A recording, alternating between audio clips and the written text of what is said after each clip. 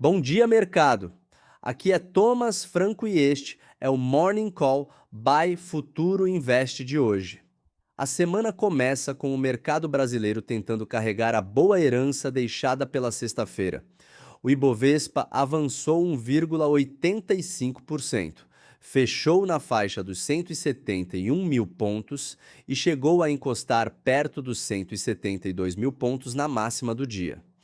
Foi uma sessão de alívio, com Vale, bancos e juros domésticos trabalhando na mesma direção, o que é sempre importante para dar tração ao índice, porque quando commodities e setor financeiro sobem juntos, o Ibovespa costuma ganhar uma sustentação mais ampla, menos dependente de um único papel ou de um único gatilho. Esse movimento veio depois de uma semana global bastante ruidosa, marcada por treasuries mais voláteis, tensão geopolítica no Oriente Médio e uma discussão cada vez mais sensível sobre até onde os juros longos americanos podem ir sem machucar valuation, crédito e fluxo para emergentes. Em Nova York, o S&P 500 subiu 0,43% na sexta. O Nasdaq também avançou 0,44% e o Dow Jones ganhou quase 1%. Mas mesmo com essa recuperação, os três índices terminaram a semana no campo negativo. Então, o alívio existiu, mas ainda não foi suficiente para apagar a cautela acumulada. E é justamente essa cautela que aparece de novo nesta manhã. Os futuros americanos operavam no vermelho, com queda de 0,2% no SP 500 futuro e recuo de 0,7% no Nasdaq futuro. A pressão é maior em tecnologia e isso conversa diretamente com o mercado asiático, onde nomes grandes do setor também sofreram. Samsung Electronics caía mais de 8%, Alibaba recuava perto de 9% em Hong Kong, e os investidores já começam a se posicionar para os resultados da Nvidia na quarta-feira. Ou seja, o mercado entra na semana menos disposto a pagar múltiplos altos sem uma confirmação muito forte de crescimento, margem e guidance. O ponto central continua sendo a taxa longa americana.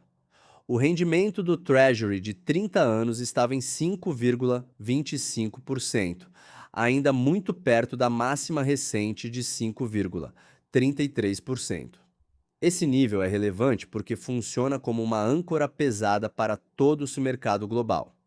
Quando o juro longo fica alto, o investidor recalcula o valor presente dos lucros futuros, reduz apetite por ações de crescimento, cobra prêmio maior de emergentes e fica mais seletivo na alocação em risco. Por isso, o Nasdaq sofre mais. E por isso, o Brasil, mesmo com uma dinâmica doméstica melhor na sexta, não abre completamente isolado do exterior. Nas commodities, a leitura é dividida. O Brent recuava 1,6% para perto de US$ 93 por barril, depois de 2 semanas consecutivas de alta e de um ganho semanal superior a 6%. Parte desse movimento parece realização de lucro antes do anúncio das novas sanções americanas contra o Irã. Para a Petrobras, isso tira suporte no curto prazo, especialmente depois de uma sequência forte do petróleo. Mas é um vetor que pode mudar rápido, porque se as sanções forem interpretadas como restrição efetiva de oferta ou como risco adicional para o fluxo no Estreito de Hormuz, o Brent pode recuperar terreno ainda ao longo do dia. Já o minério de ferro traz um sinal mais construtivo para a B3.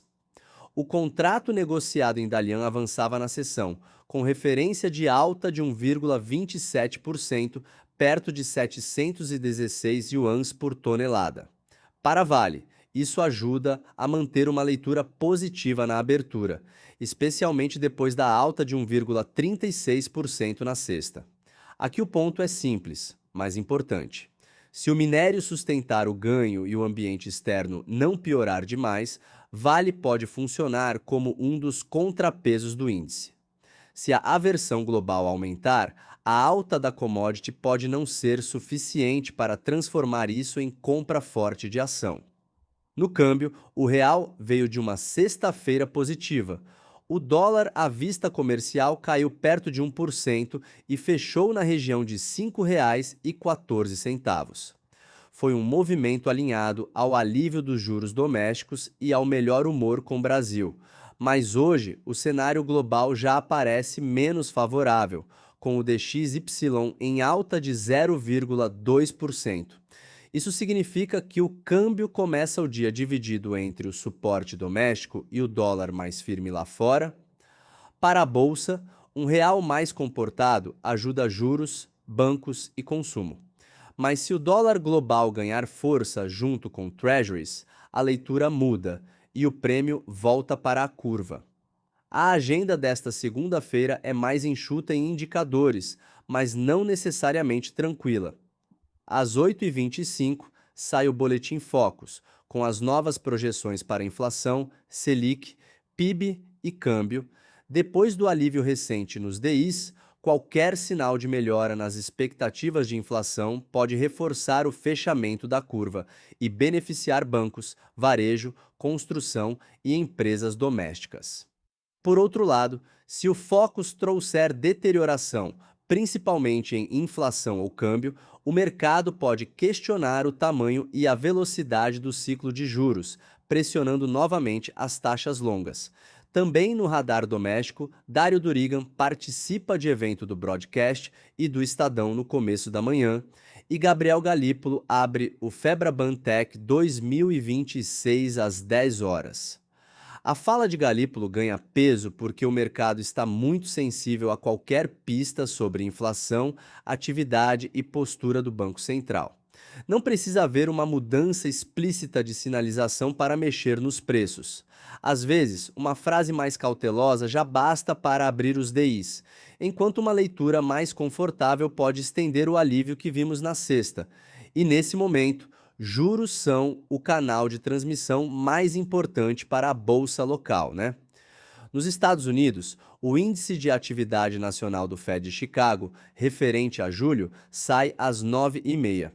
A leitura anterior foi levemente negativa, em menos 0,02. Então, o mercado observa se a atividade americana continua caminhando para uma desaceleração ordenada ou se ainda há força suficiente para manter o Federal Reserve desconfortável.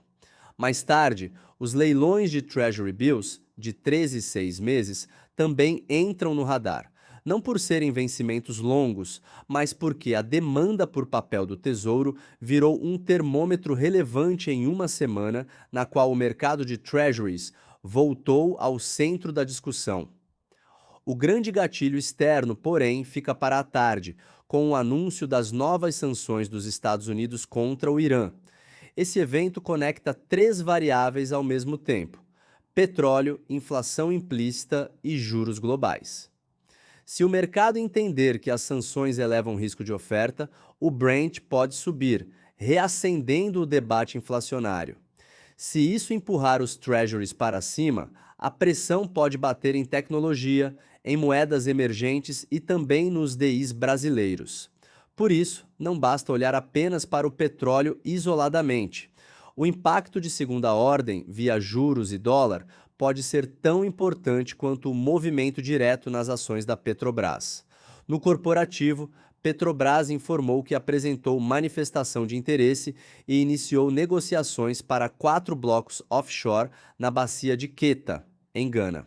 A notícia reforça a estratégia de reposição de reservas e ampliação internacional do portfólio exploratório. No curto prazo, porém, a ação deve responder mais ao Brent e ao ambiente de risco do que a essa notícia específica. É uma informação estratégica de médio prazo, mas a abertura de hoje tende a ser comandada por preço do barril. Curva de juros e leitura geopolítica Braskem também merece atenção.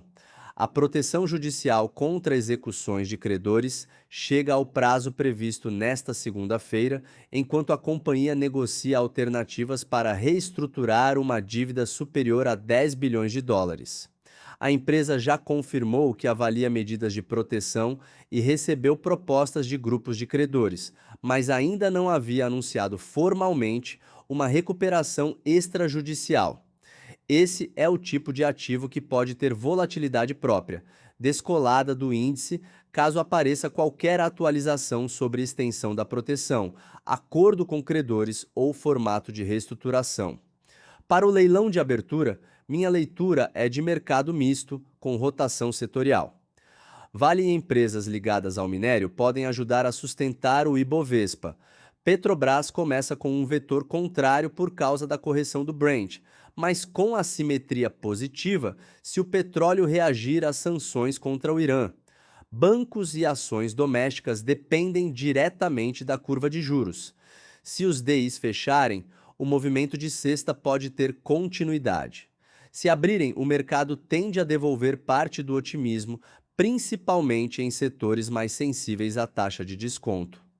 Tecnicamente, o Ibovespa deixou referências importantes.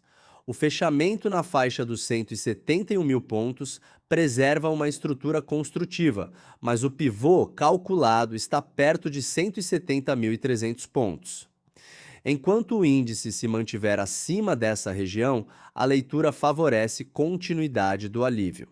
A primeira resistência aparece perto de 172.700 pontos, um nível que o mercado precisa romper com fluxo para ganhar novo impulso. Do lado de baixo, o primeiro suporte está na região de 168.600 pontos.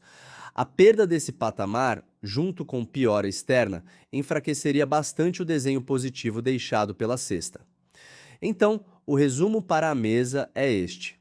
O Brasil começa com uma boa base local, Ibovespa forte, bancos em recuperação, dólar mais comportado e minério ajudando. Mas o mundo entrega uma abertura mais defensiva, com tecnologia pressionada, treasuries longos ainda elevados e petróleo em correção antes de um evento geopolítico relevante. Não é um dia para leitura linear, é um dia para acompanhar rotação, taxa e commodity em tempo real. O mercado pode tentar sustentar os 171 mil pontos, mas vai precisar de confirmação externa para buscar os 172.700 com consistência. Este foi o Morning Call da Futuro Invest, o seu guia diário no mercado financeiro. Até amanhã, pessoal!